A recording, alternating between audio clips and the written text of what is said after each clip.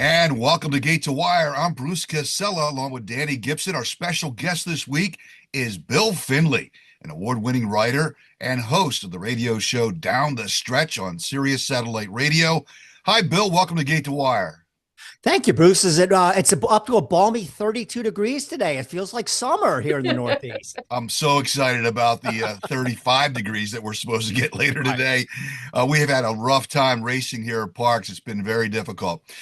All right, well, let's give our audience a little background, Bill, on how you found your way to horse racing. Well, it's interesting. I actually grew up in Philadelphia. And as a young kid, like most of us, my family, particularly my father, was a big horse racing fan and would start taking me to the track, to the old Keystone, to the old Garden State, Monmouth, of course, Atlantic City Racetrack. Oh, God, I miss those places. And just fell in love with the sport and never thought I would become a journalist. I just sort of I don't know, that's the way things worked out for me, but I always wanted to work in horse racing. Wasn't going to be a trainer. I certainly wasn't going to be a jockey. So this is the way I found myself into the sport, writing about it and doing the many things that I'm doing now. Well, you've been covering this sport for decades. What still excites you about horse racing enough to keep telling its stories? Because there's a lot to tell. Well, that's a good question, Dani. I mean, a couple of things. The great horses, and I don't, I'll sound like a curmudgeon here, and they don't make them like they used to. We know Yeah. that horses are only running 5 and 6 times a year, and it used to be that horses would run all the time. But when a flight line comes along, that is so exciting to see a Yeah. horse like that. And then, of course, on the Derby Trail and all that sort of thing. And you know what? I like also like everyone else. I like the special meetings, the ones that, still get the blood flowing, like Keeneland and Saratoga, Del Mar, and that sort of thing. So, I mean, we all know the sport has its problems, but there's still so many great things about horse racing. Totally. Yeah, Bill, tell us about Down the Stretch. What's it like working with the famous track announcer Dave Johnson? Well, not only is Dave a famous track announcer and, an icon in the sport, he's about the best human being on the face of the earth. And people don't know the half of it, the things he does behind the scenes to help people out, the way he contributes to charities. He's just a wonderful person. And to be able to work with Dave Johnson is just so special. And it's really so we've been doing the show, believe it or not. It doesn't seem like SiriusXM has been around all that long, but we've been doing it for like 20 years now, almost 20 years. Wow. And, we were there before even Howard Stern, believe it or not. So, it's really something that I do that is fun, enjoyable, and it's nice to reach out every Saturday morning to our listeners. And, I think we've developed kind of a core audience that they call it appointment radio. I think there's people out there that know every Saturday at 10 a.m. Eastern time, Dave and Bill Johnson are going to come on the radio. They're going to talk about racing. We're going to give you our picks for the big races. I haven't picked a winner in ages, by the way. So that's a little bit of a problem. But no, it's terrific. It's something I really enjoy. How do you strike the balance? Because you have the hardcore racing fans and then you have more general sports audiences. And how do you kind of keep that in between? Well, I don't really know because we don't really get any sort of demographics, unfortunately, Yeah. so far as who's listening to our show. That's one of the things in satellite radio, unlike terrestrial radio. They don't do ratings, they don't do demographics, they don't do audience size. But I think that really our listeners are not well. I think they're the $2 better. And I wish we were getting the sports fans, but I got to be honest with you, I'm not sure that we are. So we don't talk down to people. We believe that people that are listening to our show are going to go out to the track on a Saturday afternoon and bet their money on, mostly through simulcasting and ADW this day and age. But, we want to inform them and entertain them about what's going on this Saturday afternoon.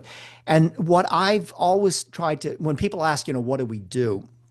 The thing that I try to compare the show to is an NFL pregame show that you Yeah. get on Sundays. And on Sunday, everybody is excited about the games coming up. You know, who are the Patriots playing this week? Who are the Seahawks playing this week?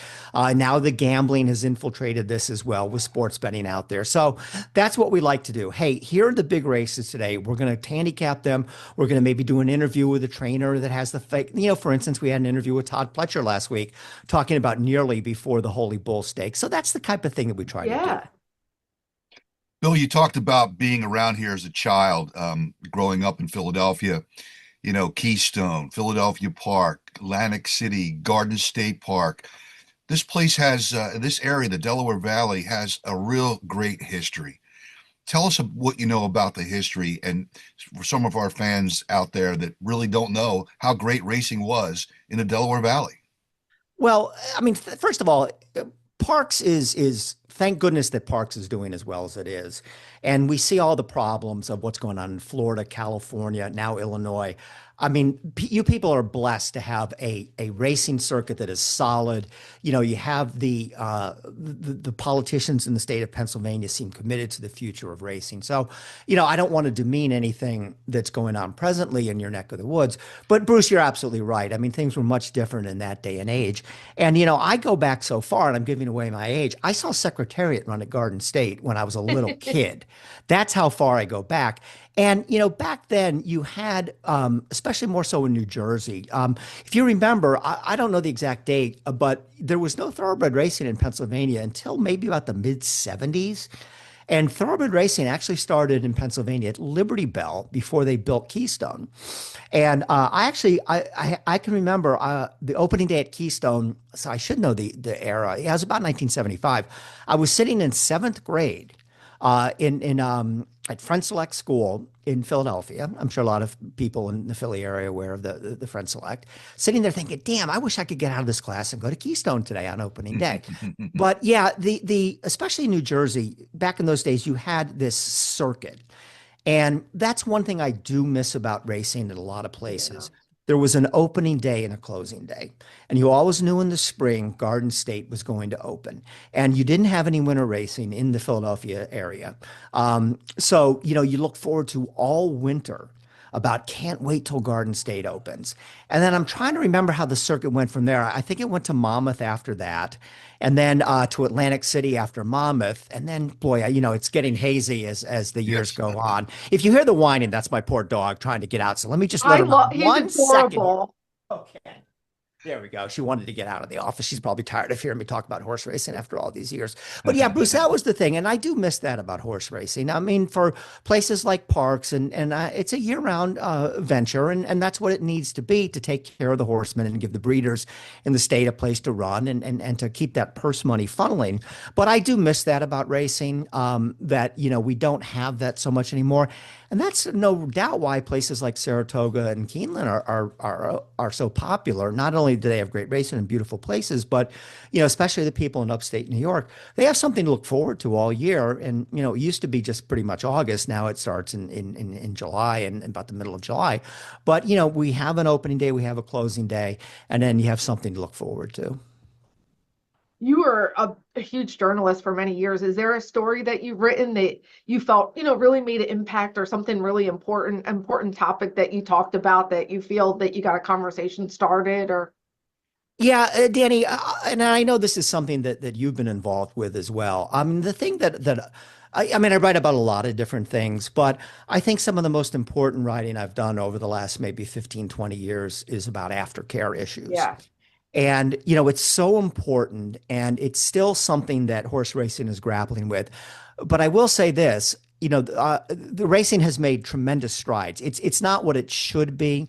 I mean, we should be able to have an industry that guarantees every single horse that comes off the racetrack is going to have a forever home. And correct. again, you know, I'm not just saying this because I'm talking to you guys, but I think what you guys do at Parks with the Turning for Home program is terrific. But yeah, I actually one of the stories that I think was probably the most important I did was back in many years ago when slaughter was much more prevalent than it is today. I actually saved a horse from the New Holland sales and wrote about it and the experience. And of all things, it was actually a horse that had raced at Saratoga, broke its maiden at Saratoga in a New York bred race. I certainly don't recall the race, but I actually saw this horse run. His name was Renaissance Bob, and I adopted him out of the sales. I was able to broker a deal like people do with the seedy slaughter guys, and donated the horse to the Thoroughbred Retirement Foundation. And That's I awesome. got so much feedback from that story. And he died about 2 years ago. He lived a long and happy life. And Wow. I genuinely think if it weren't for my efforts, his fate would have been much different. Yeah. I'm gonna check that story out. That's Okay, please awesome. do. It's so old, it's not even on the internet anymore. But I did write an update it when he was about to pass away for the Thoroughbred Daily News, so you can see that. But I wrote that Yeah. story for the New York Daily News. But yeah, if you his name is Renaissance Bob, so if you want to research that, you can find out some more information Oh, I about him. will. Bill, you and I go back a long way. I believe it was when we first met was at Garden State Park with Spendabuck. Remember Oh my, Spendabuck? oh God, Was how could I not? That was really 1985, Bruce, and that was my first kind of real job in horse racing after getting out of college. I was the New Jersey writer for the covered the Jersey circuit for the Racing Forum. I only did that for 1 year, I believe, until I got hired by the New York Post, and which was at the time a much better job back when papers like that were vibrant and cared about horse racing. But yeah, now that was the new Garden State, which unfortunately didn't turn out like we were all hoping that it would turn right. out, and really at the end kind of turned into a white elephant. But my goodness, those were exciting times, and remember all the controversy with him skipping the Preakness and running instead in the to collect that big bonus, and now nobody wants to run the Preakness, No. unfortunately. So again, how things have changed over the years. But geez, Bruce, that's a long time ago, The my racing goodness. world came to Garden State Park that day. I couldn't believe the craziness that went on. Lafitte Pincay and the Angel Cordero days. I mean, that was something. I remember one time back in the day when we used to take a helicopter and go and pick the jockeys up at in New York to come down to race at How about nighttime at that? Garden State Park. Okay. All right. How about that? I'm trying to remember. I know there was a controversy with Cordero and Pincay. Did Pincay ride him in that race, or did Cordero? I No, don't remember. Pincay did. He apparently there was a commitment by Angel to a horse called Track Baron, if I can Oh, remember. that's right. Okay. And Right. uh, For and and Lafitte $1 million. ended up Mhm, getting that race, mhm. that win with Spendabuck, and all the controversy that went on with that big day. That was crazy. Yeah, that's a good memory of the old Garden State. May it rest in peace, or the new Garden State, or both Garden States. May they Oh, rest Yes, in yeah. peace. really. Amen. That's where I grew up going. Do you have a favorite horse that you've covered? I mean, maybe not for his race record, but just his story or your favorite racehorse? I'd be curious to know. Well, it's really two. I haven't fallen in love with a horse in a long time, to be honest with you. But I mean, I was a huge Easy Goer fan, and there was this big rivalry with Sunday Silence, and there became even a rivalry among the riders, the East Coast versus the California riders. And they we were accused of being biased, and in a way, I suppose we were because he was the darling of the New York circuit, and uh, history will tell you that Sunday Silence was the better horse of the two because the record reflects that, and I've come to be okay with that. But in my heart, I still think Easy Go was the better horse. Things just didn't work out for him. And I think my favorite race of all time was his Belmont Stakes, where he not only beat Sunday Silence, he whipped him. And it was like, okay, we were right all along. We knew this Yeah. was the better horse.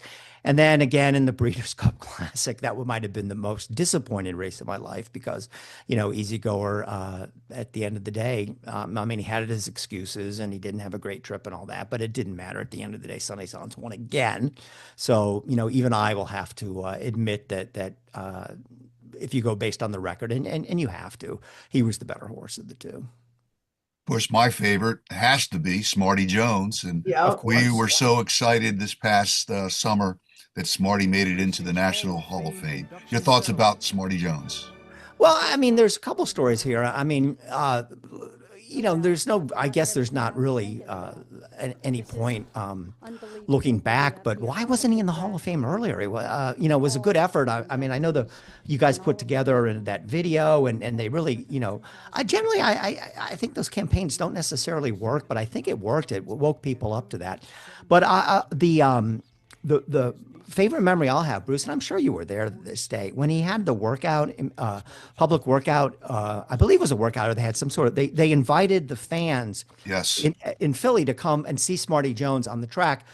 It was the final, I believe must have been his final workout before the Belmont Stakes. And you might remember better than I, but this was a non-racing day. Wasn't there like 10, 15,000 people there or something Packed. like that? And then we followed the van from Philly, what again was Philadelphia Park to Belmont, myself and a couple other riders, and zigzagged through the traffic. And there was actually a couple Going through the signs on the way. tolls. Yeah, right. Yeah. I'll never forget that. And again, it didn't work out like we had all hoped, but what an easy horse he was to root for. And I know how special he was to back then, the Philadelphia Park community. What can we do more to get our sport to the outside world? I mean, that's really my kind of final thing. Like, what could we do more? Dani, I'm not going to give you the answer that you probably want to hear. I don't think we can, to be honest with you, because, there's so much competition now. And, again, look what has happened in the media. Yeah. When I started this, the racing was huge in the mainstream press. And, you have all the other sports, you have all the other forms of gambling. I think, sports gambling, now that it's legal, is obviously a huge competitor to horse racing, and is going to keep younger people probably in the future and already, more inclined to not explore horse racing when they have other options. So, the sport has had to adjust, but, it's not visible anymore, other than the type of things that people like you, myself and Bruce do, Yeah. that reach out to the established racing fans. But, some of the efforts, like, they have America's Best Racing, the Jockey Club Yeah. does. I thought the story of this young man, Griffin Johnson, who was the influencer that they gave a piece of Sandman to, I thought that was a tremendous story. And it seemed to move the needle a little bit. But there's no magic wand. And No. I wish I had the answer to you. But, I just think we've all had to adjust to a new way of being. And, my writing now is for an industry trade publication, the Thoroughbred Daily News. And it's great to do that. And it's very well received within the industry. But, I don't think, the average Joe on the street is reading it or picking up on it. But, having said that, the Kentucky Derby has never been more popular, which is, kind of goes against the grain of everything else that's happened in racing. And that's great. And, the TV ratings for it have been tremendous over the years. So, maybe I shouldn't be quite so pessimistic, but I don't have an answer for you. Well, let's hope for a miracle. Okay. All right. All right, Bill. Well, thank you for joining us on Gate to Wire. I really appreciate your time. And man, I'll see you down the stretch. All right. Yep. My pleasure, guys. Thanks for having me. Good to see you.